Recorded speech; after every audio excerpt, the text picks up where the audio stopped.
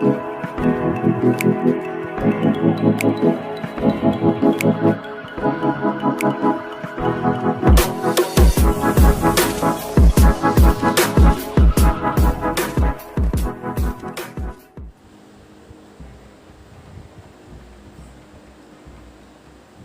karena Ustadz telah tiba di hadapan kita semuanya, kepada Ustadz disilahkan.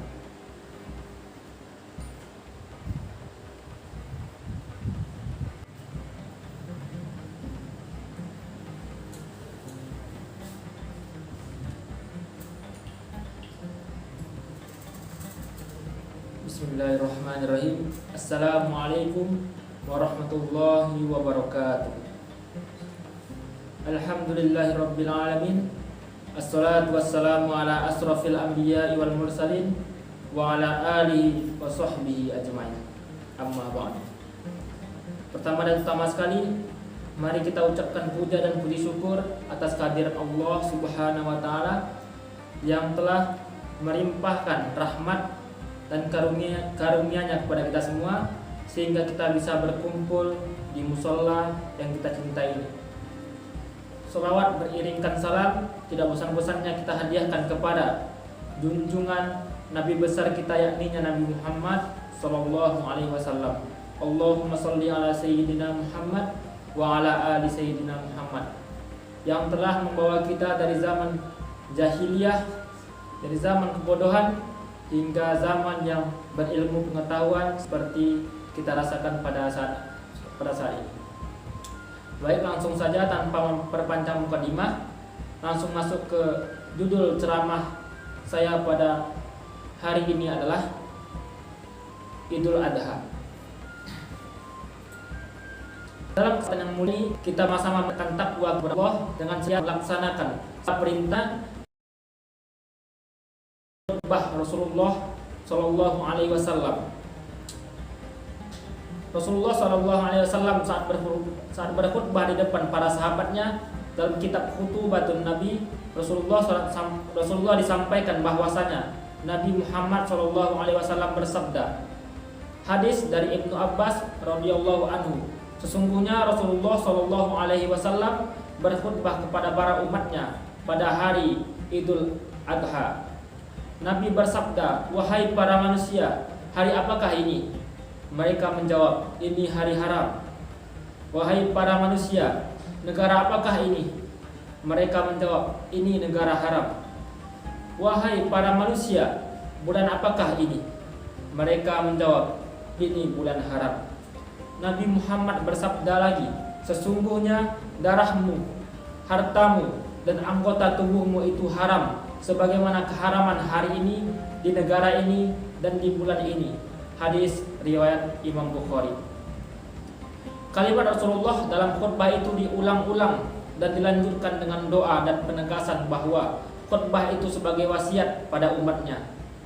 Bahkan Nabi Muhammad Shallallahu Alaihi Wasallam menegaskan bahwa sudah tidak ada lagi pertumpahan darah antara umat Islam dengan kaum kafir setelah hari raya Idul Adha itu. Dari hadis tersebut, sebagai umat Islam yang merasakan nikmatnya hidup di Indonesia yang telah merdeka, dapat mengambil 3 pesan Rasulullah itu.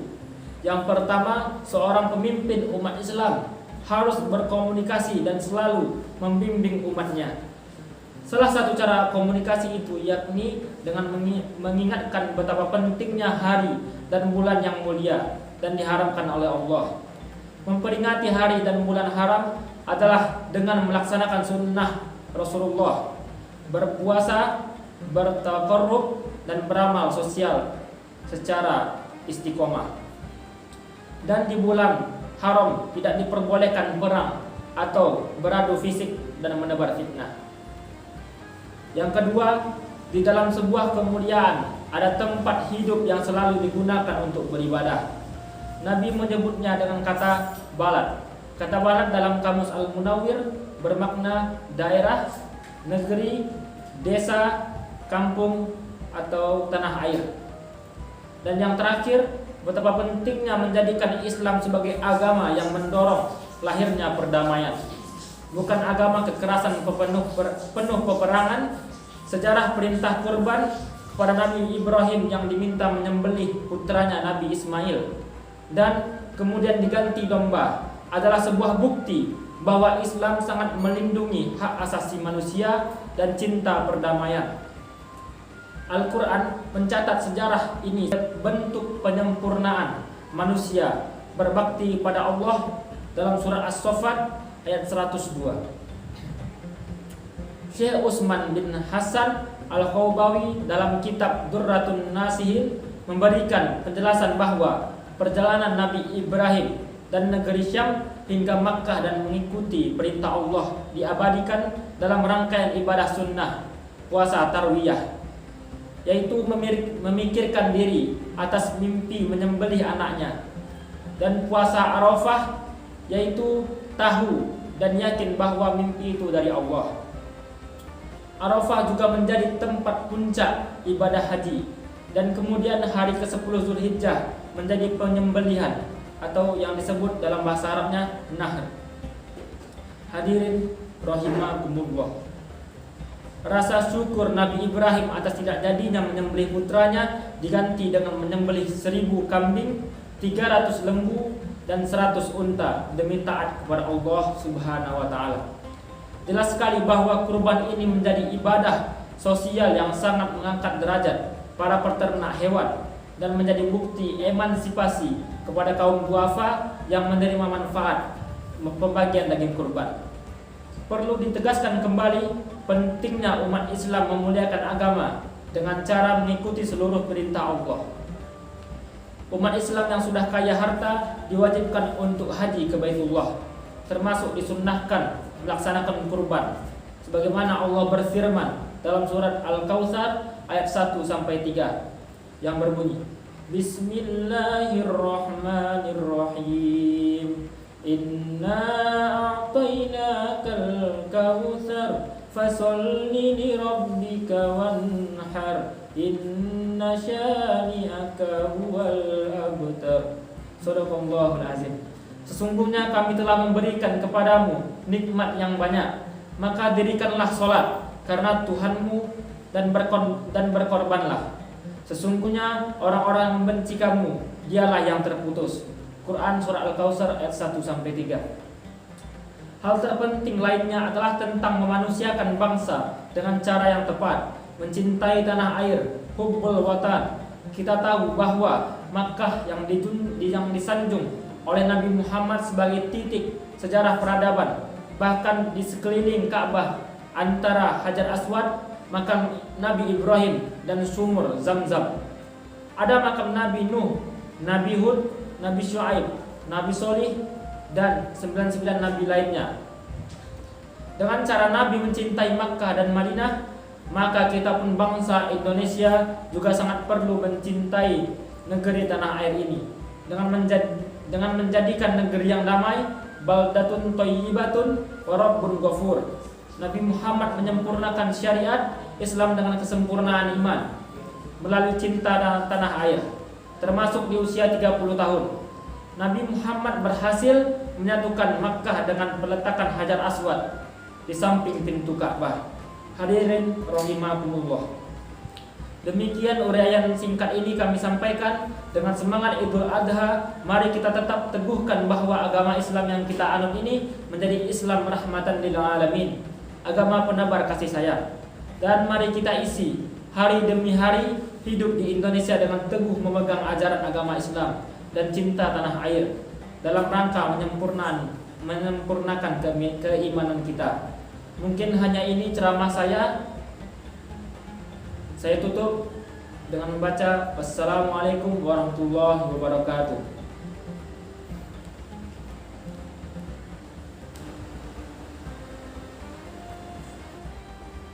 Baik, terima kasih kepada Ustadz yang telah menjelaskan ceramah pada hari ini. Mungkin ada yang ingin bertanya kepada audiens yang ingin bertanya, disilahkan.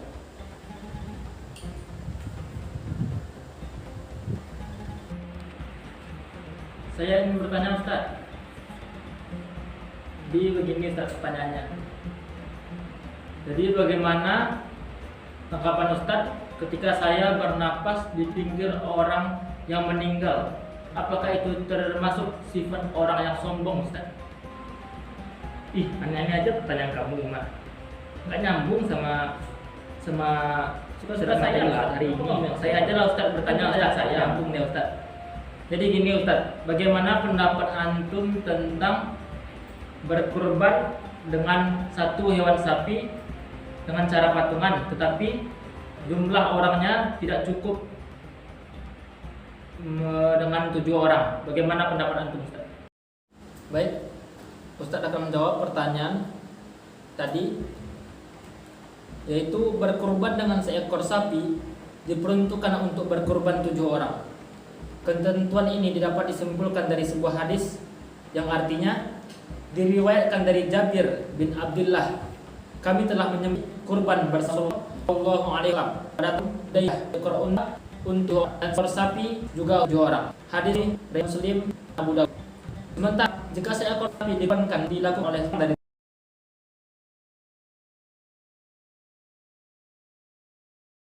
Muslim, Abu Dawud, dilakukan oleh dari terang, hal itu tidaklah.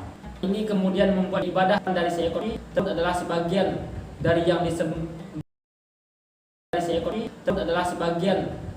disembelih sesuai jumlah orangnya.